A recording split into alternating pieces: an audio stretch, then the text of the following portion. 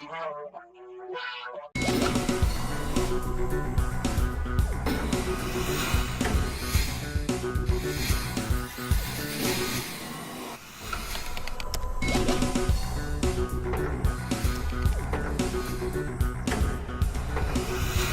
to UC Tech Chat, where we discuss business technology, unified communications, and more for small and medium businesses. I'm your host, Brian Ferguson. And I'm your co-host, Jason Mefford. Thank you for joining us. Today on UC Tech Chat, we'll be discussing BYOD, or Bring Your Own Device. Companies all over the world are running to BYOD policies to save money and for lots of other benefits. We'll provide some insight and information to help your company make the jump. Later, we'll talk to Webb as she answers questions from the community in Julie's inbox. And at the end of the show, we'll not only discuss mobile devices, but we'll discuss wearable devices. That sounds great. Let's get started. BYOD is a policy implemented by many businesses to increase workforce productivity.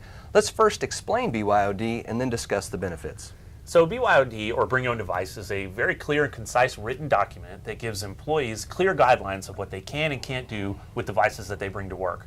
Those devices include smartphones and tablets, and those devices really make it easier for them to work remotely and just to be more flexible. There are huge benefits to a BYOD policy.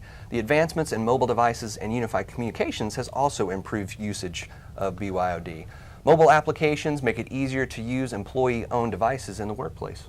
So many business apps are now available in mobile applications that make it a lot easier for them to work as well. CRM applications, voicemail, video are all available and make it a lot easier. Even mobile apps and mobile soft phones that integrate with your phone system, providing advanced feature functionality from your mobile device. So if you're choosing to deploy a BYOD policy, there are a variety of benefits that you're going to see, including cost savings and greater customer service. First, let's explore cost savings. Employee-provided devices means no hardware costs for the company. Also, with mobile plans becoming more affordable, with unlimited data plans, unlimited cellular plans, that's not as big of a concern as well. You might also even be able to replace the desk phone. So travel and moving expenses can also be reduced. If you hire a new employee on the other side of the country, no longer do you have to provide physical connections or physical office space for them. They can use their own device, work from home, and you see those immediate cost savings. Also think of a major weather event. You can be home and safe and productive at the same time.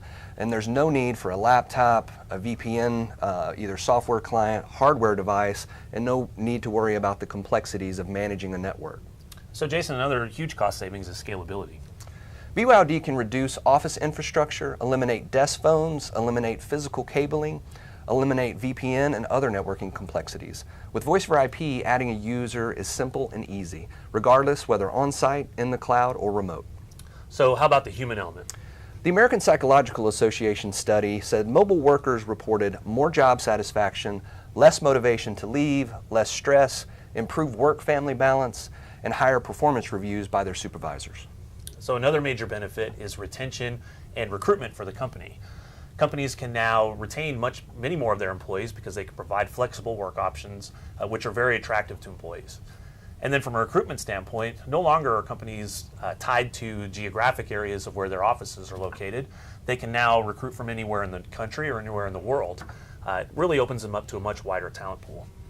For the company, fewer resources spent on training is typically a benefit as well. The reward for the business is a good standing within the community and an overall opinion from others that it's a great place to work. In turn, as Brian already mentioned, it allows you to recruit top-tier talent both locally and globally. So BYOD is not without its risks. There are several things that have to be considered before BYOD is implemented. One is the amount of IT management that's involved. There's going to be an increased amount of complexity that needs to be addressed. The next are data breaches. It is possible because you have personal devices involved that your data is not as secure as it was before, so that needs to be addressed.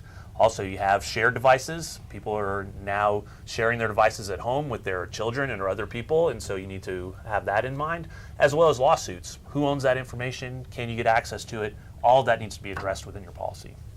And as Brian mentioned, it's critical to have a detailed BYOD policy for many of those reasons. So great. Now let's turn it over to Webb, our VoIP expert, as she answers a question from the community in Julie's inbox. Julie?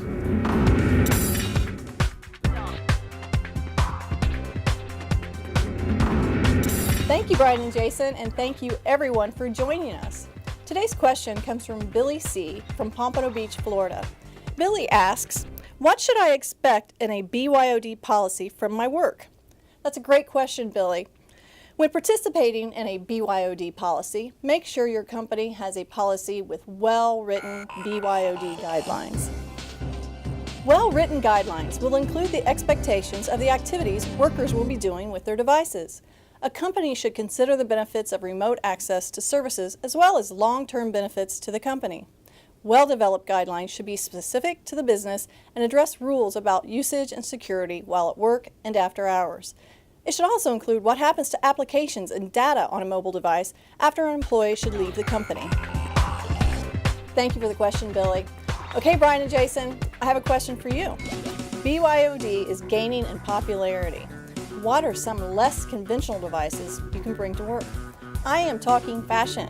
I am talking wearable devices. Good question, Julie, and thank you. So wearable smart devices, wow.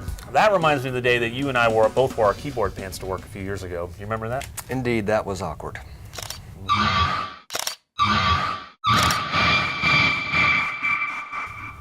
Well, let's see.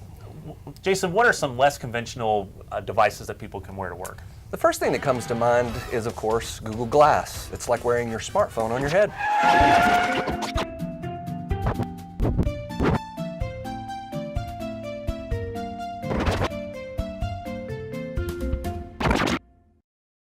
Okay, I'll go from head to toes with smart socks, actually smarter socks. So smart socks have a communication button built in that pairs it with a significant other and works with your iPhone.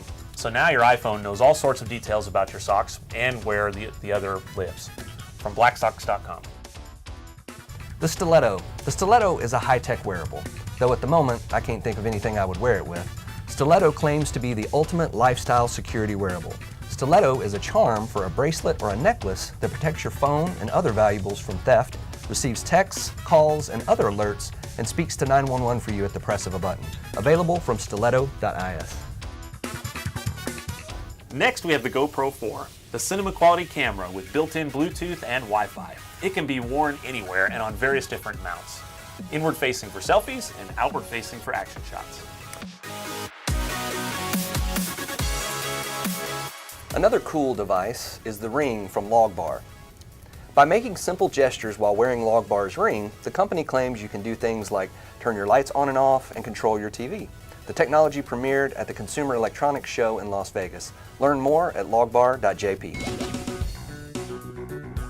Wow, so many choices. Let us know what your favorite wearable tech is at #UCTechChat. And from all of us at UC Tech Chat, thank you for viewing and join us next time.